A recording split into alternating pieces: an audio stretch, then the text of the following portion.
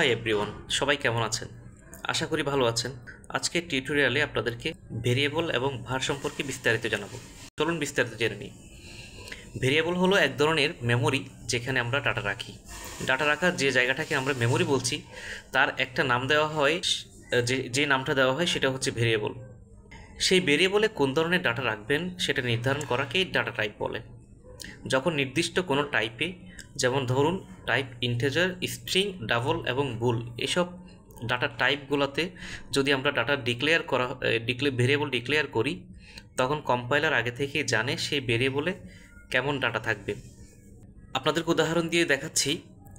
আমি এখানে 3 ধরনের ডাটা টাইপ নিয়েছি: ইন্টিজার, স্ট্রিং এবং ডাবল। ইন্টিজারের নাম্বার হিসেবে আমি 10, এই নাম্বারটা এইজ হতে পারে, যেমন কি কারো বয়স নির্ধারণ করেছি 10 বছর, এবং তার নাম হিসেবে আমরা স্ট্রিং নিয়েছি। এই স্ট্রিংটাকে আমরা নাম দিচ্ছি নেম হিসেবে, এবং নাম দিয়েছি একটা নাহিদ।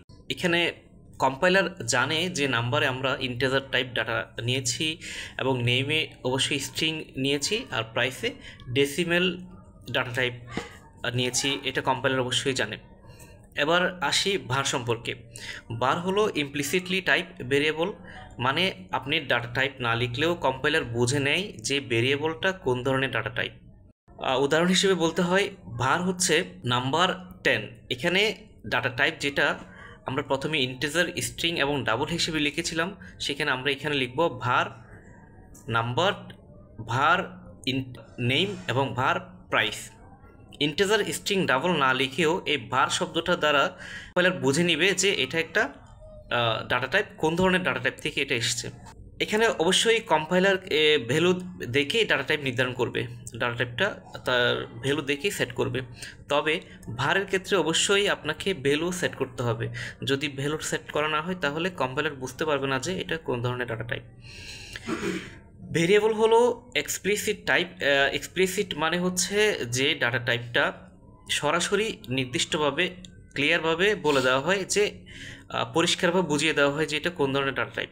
সেক্ষেত্রে ইন্টিজার, স্ট্রিং এবং ডাবল দিয়ে আমরা লিখে দিই।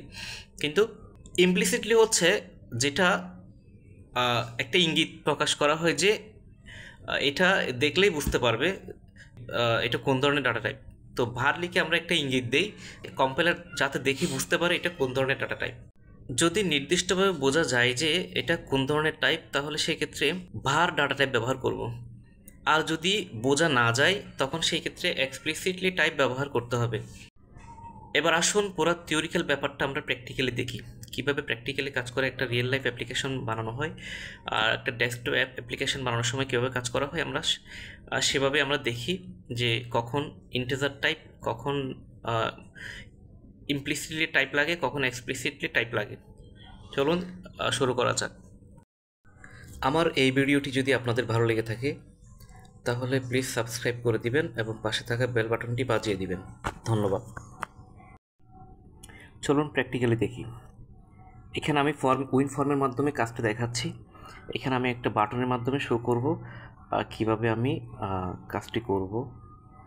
তো ইন্টিজার টাইপ ডাটা এবং স্ট্রিং টাইপ ডাটা দুইটাকে আমি ভেরিয়েবল হিসেবে ডিক্লেয়ার করে তাকে একটা মান দিচ্ছি, এবং সেই মানটা আমি উইন ফর্মের বাটনের মাধ্যমে মেসেজ বক্সে শো করব।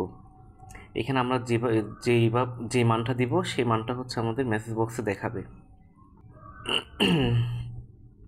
ইন্টিজার টাইপ ডাটার মধ্যে আমি আমার এজ লিখেছি 30 এবং নাম দিয়েছি আহমেদ। তো মেসেজ বক্সে সেটি শো করছে। এরপরে আমি আপনাদেরকে আরও একটু ভেঙে বোঝানোর জন্য টেক্সট বক্স থেকে কীভাবে মান নিয়ে আমি শো করব সেটা আমি দেখাচ্ছি। তো সেটা দেখানোর জন্য আমি একটি টেক্সট বক্স নিলাম। টেক্সট বক্সের নাম দিলাম হচ্ছে টেক্সট নেম।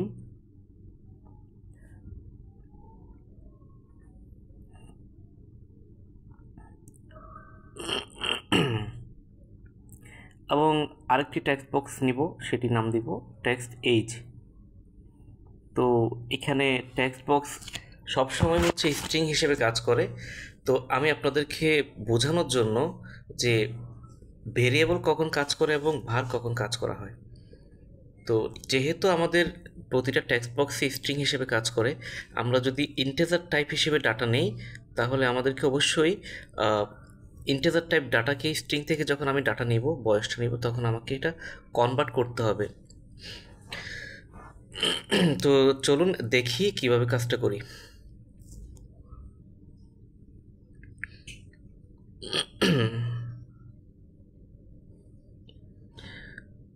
তো এখানে ইন্টিজার এজ হিসেবে যেটা ভেরিয়েবল নিয়েছি ইন্টিজার ডাটা টাইপে, সেখানে আমি ওই যে টেক্সট বক্স থেকে মানটা নিব, ওই টেক্সট বক্সটা এখানে আমি লিখে দিচ্ছি।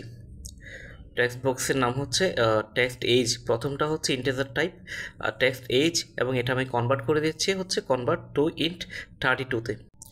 যেহেতু টেক্সট বক্স সবসময় স্ট্রিং হিসেবে কাউন্ট করে, তো সেক্ষেত্রে আমাদেরকে যে কোনো ইন্টিজার টাইপ ডাটা যদি আউটপুট হিসেবে নিতে হয়, তাহলে আমাদেরকে স্ট্রিং থেকে সেটা ইন্টিজারে কনভার্ট করতে হবে।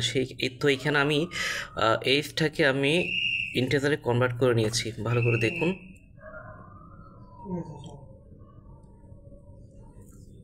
এখন দেখি, লক্ষ্য করি কি আউটপুট দেয়। তো নেম নাহিদ লিখলাম এবং এজ লিখলাম। তো মেসেজ বক্সে শো করলো যে আমরা যে মানটা নিয়েছি। এখন এতক্ষণ আমি দেখাচ্ছি যে মেসেজ বক্সে কীভাবে মানটা শো করে। তো এখন আমি দেখাবো যে টেক্সট বক্স থেকে অন্য টেক্সট বক্সে কিভাবে ডাটা পাস করা হয়।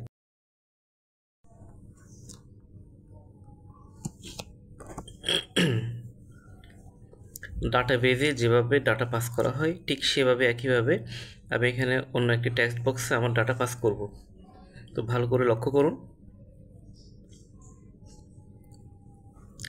তৃতীয় টেক্সট বক্স যেটি নিলাম সেটার নাম দিলাম হচ্ছে জাস্ট ডিসপ্লে করানোর জন্য টেক্সট ডিসপ্লে নামে একটা নাম দিলাম। তো আমি শো বাটনের মাধ্যমে আমি আমার ডাটাগুলো আমি মেসেজ বক্সে শো না করে আমি তৃতীয় টেক্সট বক্সকে শো করব। তো এখানে আমি প্রথম ইন্টিজার এজ থেকে স্ট্রিং ডাটা টাইপ এবং নেম থেকে টেক্সট নেম থেকে যে ডাটাটা আমি নেব সেটা আমি টেক্সট ডিসপ্লেতে শো করব। সেক্ষেত্রে আমি লিখব টেক্সট ডিসপ্লে টেক্সট বক্সের নাম। তো এখানে আমি ডাটাটা পাস করব যে ইন্টিজার এবং নেমটা কিভাবে পাস করছি দেখেন। এখানে ভেরিয়েবল হচ্ছে এজ এবং নেম।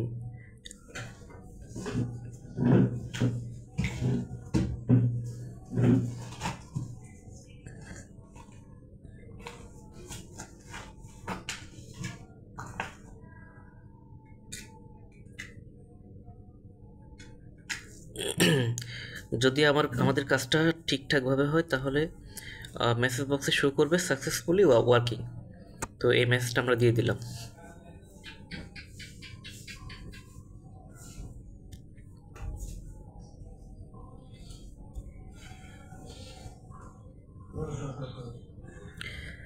কাজ করেছে,